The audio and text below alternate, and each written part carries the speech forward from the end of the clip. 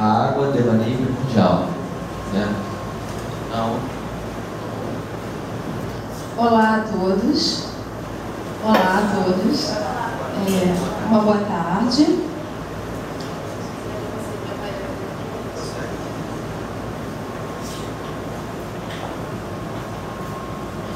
Como o meu trabalho ele vai falar sobre a água, eu vou dar início a ele a partir de um movimento. Eu vou falar alguns nomes e a água atrelado ao pensamento e à filosofia iorubá, que é de uma cosmovisão de matriz e raízes africanas. Então, eu vou falar alguns nomes. O primeiro nome que eu falar, eu vou jogar um pouco de água, um pouquinho, para não olhar muito chão, e vocês vão responder axé, tá? É muito simples, acho que dá para todo mundo fazer. Dandara. Axé. Yanassô. Axé. Luísa Maim. Axé. Mãe Menininha do Cantoá. Abdias do Nascimento. Axé. Guerreiro Ramos. Zumbi dos Palmares. Axé. E um grande ancestral nosso que nos institui de poder e conhecimento acerca das nossas questões, Cheikh Anta Diop.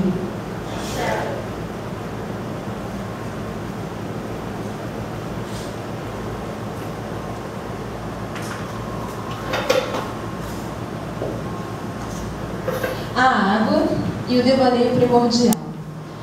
Esse trabalho nasceu de um devaneio ousado, né? De um impulso criativo, de relacionar a filosofia da ciência com, até então, assim, eu fiz esse trabalho no primeiro período, eu não podia falar filosofia iorubá, eu só podia falar pensamento africano. E em todo o processo do trabalho, eu botava pensamento africano, mas com uma angústia muito grande, sabendo que todos os povos, eles são capazes de produzir filosofia, porque eles têm em si, né, uma capacidade inata de pensar. Ser humano é pensar, é filosofar, é criar, né? E aí o Bachelard ele vai trazer essa perspectiva através de um momento dele, que é um momento... Ele tem dois momentos, né, dentro da filosofia da ciência, que é o momento diurno, onde ele trabalha com a perspectiva de uma racionalidade formal, cartesiana, que dá base até essa epistemologia de uma ciência, essa ciência ocidental que a gente conhece. E ele tem o momento noturno. O momento noturno do Bachelard, ele trabalha com os elementos da natureza, com os 4 elementos. E ele tem 4, acho que são 4, a sequência de 4 livros. A água e os sonhos é o que eu estou trabalhando. E aí tem o que fala do fogo, da terra e do ar. Acho que eu não vou lembrar todos os nomes da sequência deles, né, dos livros. Mas esse que eu trabalho especificamente é falando da água e a relação com o sonho, com o devaneio, com o onírico. E com a produção epistemológica, que esse local que a nossa mente fica, né, produz a criação. E não é uma criação vazia, rasa, sem impulsos, sem força, sem potência. Não é lá estilo Nietzscheano, né, a ideia da potência. É potente, né? E é epistemológico também. Acho que o Bachelard é um dos pensadores que desconstrói, né? Talvez, assim, Derrida vai falar de desconstrução, mas, assim, ele vai trazer uma nova perspectiva, ele rompe com essa relação comum de perceber o epistemológico. Tu vai me falando porque eu falo muito. Eu dei uma introduçãozinha, né? E aí, como já falei, é essa relação da imaginação da matéria. Dentro dessa perspectiva do Bachelard da água, ele vai falar da imaginação da matéria e dos vários estágios que a água produz. E os vários estágios que a água produz também desenvolve na gente estímulos diferenciados, né? O ser humano ele produz estímulos diferenciados mediante a perspectiva da água, de como a água está. E aí eu fui muito assim, digamos assim, provocativa nesse início, indo nas referências da judaico-cristã. E aí eu coloquei assim, no princípio criou Deus os céus e a terra. A terra era sem forma e vazia. Havia trevas sobre a face do abismo e o Espírito de Deus pairava por sobre as águas. Acho que quase todo mundo conhece esse versículo da Bíblia, né, que está no Gênesis, né, 1, né, versículo 1. Tudo assim, o início, né, então no princípio criou Deus. E no princípio criou Deus sobre as águas. Deus e as águas. Então esse princípio criativo, esse criador, ele cria, mas a água não foi criada por ele, digamos assim, se a gente for fazer uma interpretação racional disso, né? Quem criou a água? A água se move por si só, poderíamos dizer isso, né, nos nossos devaneios mais profundos. Então esse princípio feminino já estava ali. E esse, digamos assim, tem o receptáculo, né? E aquele que injeta, né? Talvez esse princípio masculino, o que injetou, e a água que recebeu. Tanto que a gente vive num planeta Terra, que é mais água do que terra, né? A gente tem uma maior quantidade de água, inclusive o nosso corpo é 70% de água. Então, a criação, a gestação, né? O poder reprodutor é a partir dessa força da água. E aí, saindo dessa cosmovisão, cosmogonia, não sei qual a melhor palavra, podemos usar as duas, né? Eu vou para a perspectiva iorubá. E aí eu ponho um trechinho assim: Iemanjá, a rainha do mar, senhora das águas, junto com Oxalá, é mãe de todos os orixás.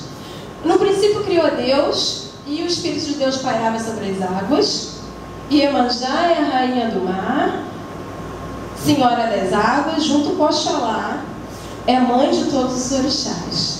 Iemanjá, ou Iemonjá, né, num tronco mais correto, diretamente do Iorubá, a gente fala Iemonjá. Iemanjá já é abrasileirada, aportuguesada. Iemonjá é a rainha do mar, e esse princípio feminino e o princípio masculino, né, na relação de progenição, não sei se é essa palavra, mas de criação, de fecundidade de todo o panteão dos orixás. Eu não sei se todos aqui têm conhecimento, mas eu posso explicar um pouco, né? Orixá. Ori significa cabeça. Chá é divindade, né?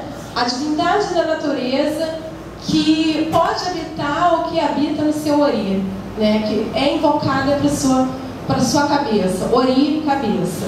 Então, Iemanjá e Oxalá, digamos que são os pais, né, de uma grande parte do panteão dos orixás. O panteão dos orixás é composto, digamos, por 16 aqui, que a gente cultua com mais permanência, mas existem milhões, assim, que a colonização, né, com essa relação da trazida da cultura para cá, acabou se perdendo, né? Se perdeu alguns cultos a alguns orixás, mediante o processo do racismo que a gente sabe que hoje os terreiros de candomblé enfrentam, né? E justamente esse racismo é que impede de que esse diálogo universidade e filosofia africana e filosofia ocidental e a filosofia africana possa habitar esses espaços, né?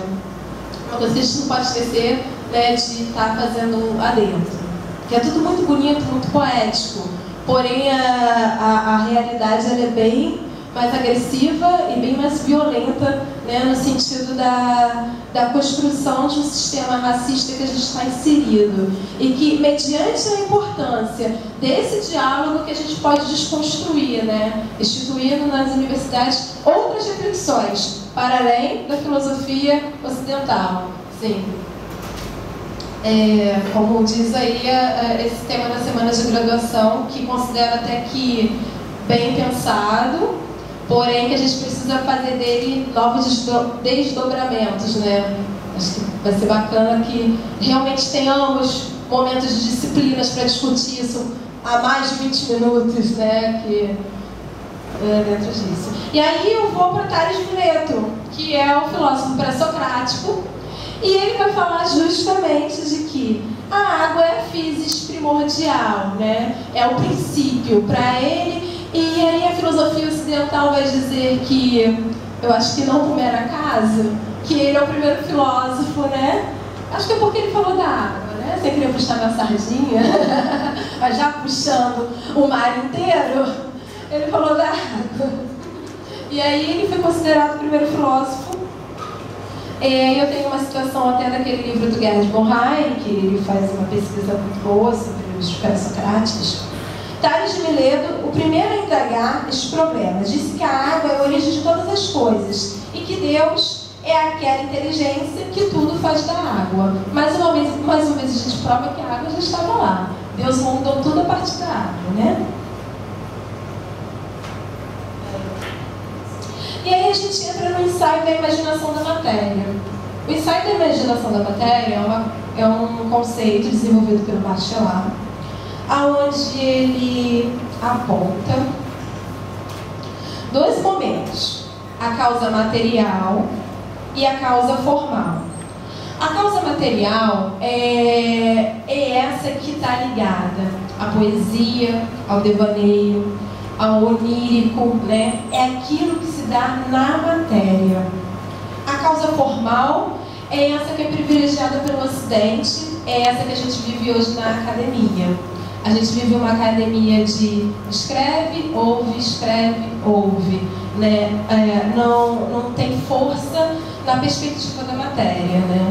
Tem uma professora que dá aula de relações étnico-raciais, que uma vez ela fez uma observação que eu achei muito interessante.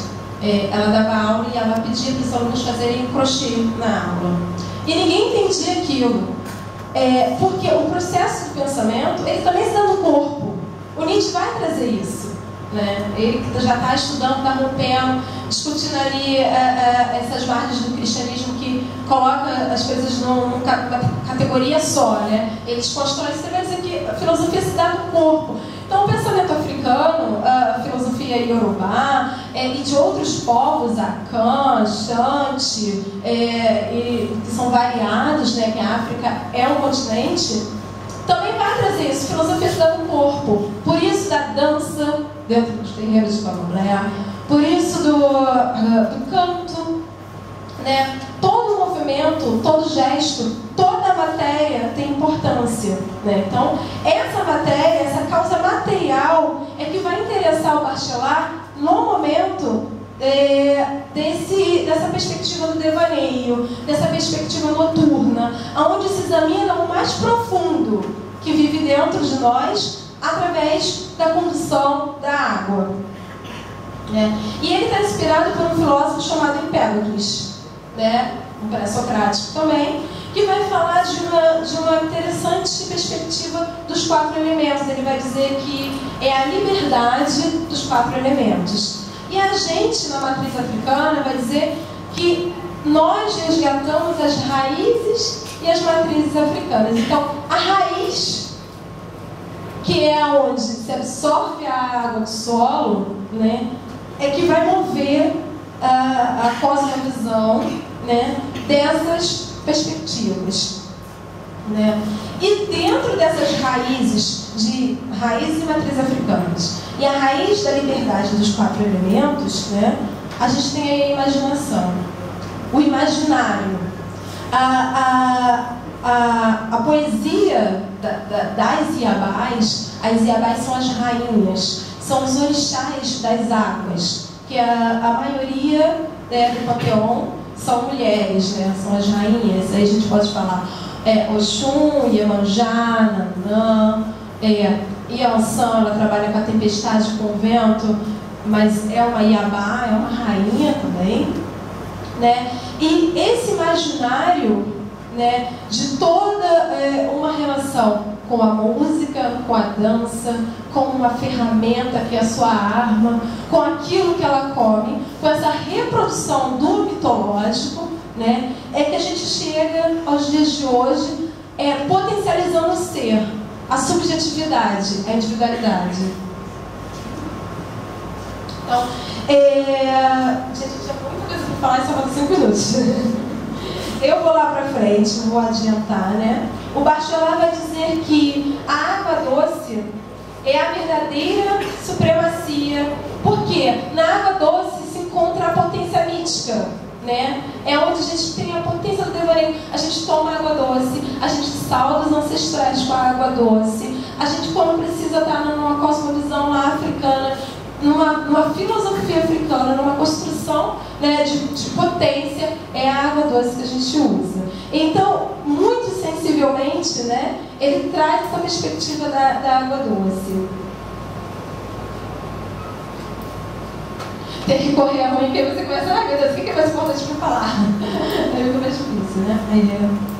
E aí essa relação, né, da matéria, tem uma fala aqui da Sueli Carneiro, que é muito interessante, que ela fala que o candomblé se dá na matéria. Acho que eu já até falei isso. Eu ia só me aprofundar um pouco mais. E aí a gente deixa para um segundo momento. E aí ele entra no aspecto da morte.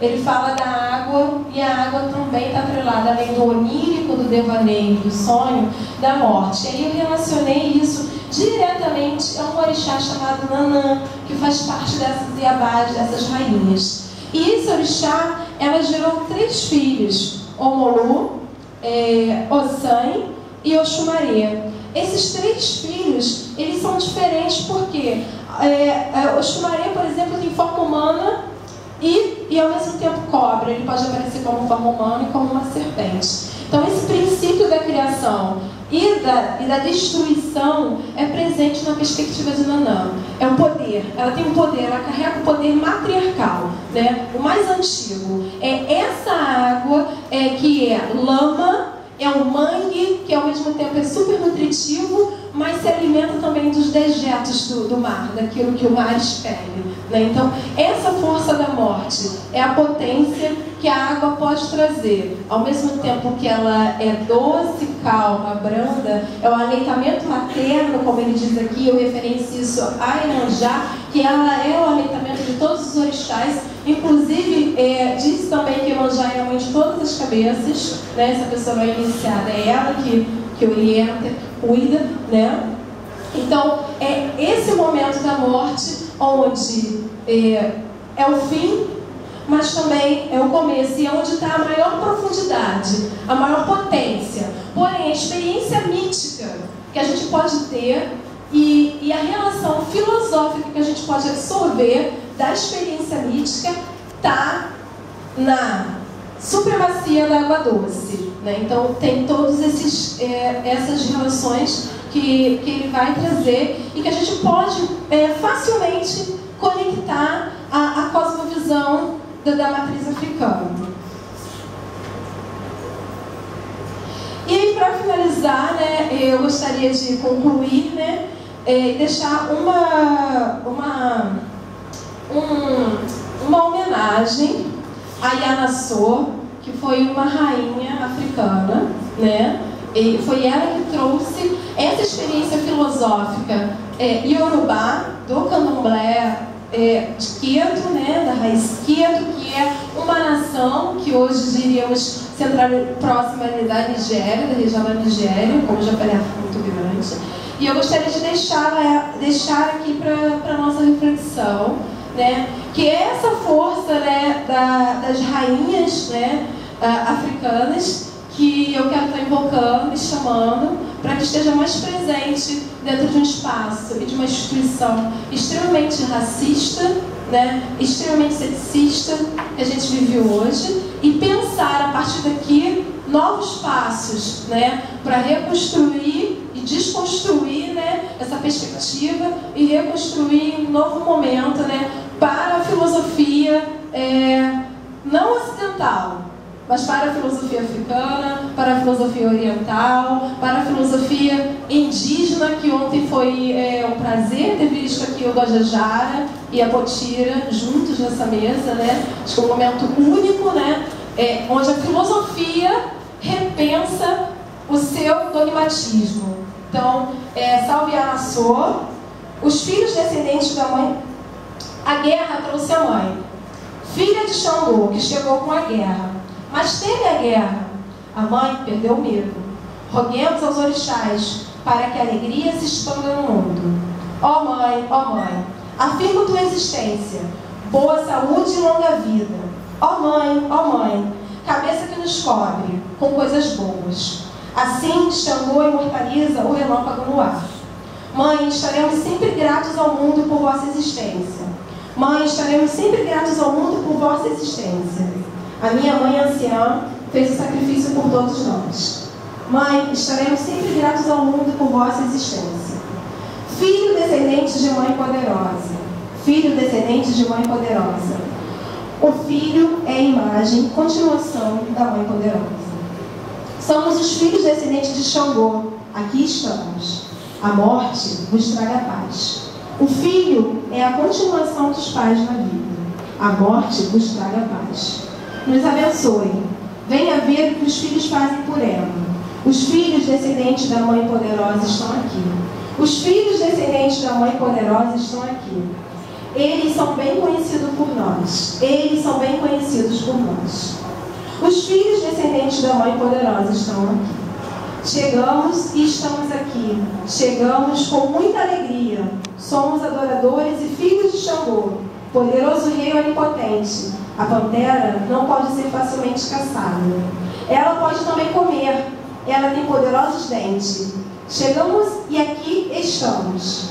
Não há nada no mundo que possa contra nós. Aqui estamos. Não há nada no mundo que possa contra nós. Aqui estamos. Nunca deixaremos de ofertar e rogar em nossos altares por nossa gente. Podem usar o que quiserem. Não há nada no mundo. Pessoa nenhuma pode fazer nada de mal contra nós. Todos unidos no mesmo corpo. Não há nada no mundo que possa contra nós. Que a Ziabais esteja com a gente e que possamos reconstruir um novo momento na filosofia. Axé. Axé.